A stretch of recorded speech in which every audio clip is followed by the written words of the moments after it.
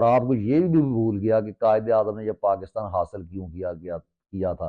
तो अरशद शरीफ साहब का कत्ल का जो है वो कभी हल नहीं हो सकेगा जनाब, जिस सिस्टम में हम रह रहे हैं। उसके बाद क्यों? उसकी वजह है कि हुसैन शहीद सहरवर्दी को शहीद किया गया दूसरे मुल्क जाकर। उसको हमारी इतनी ज़्यादा एजेंसीज थी, तो कौन था वो कातिल सब जानते हैं, लेकिन वो आज तक जनाब उनको नहीं लाया गया।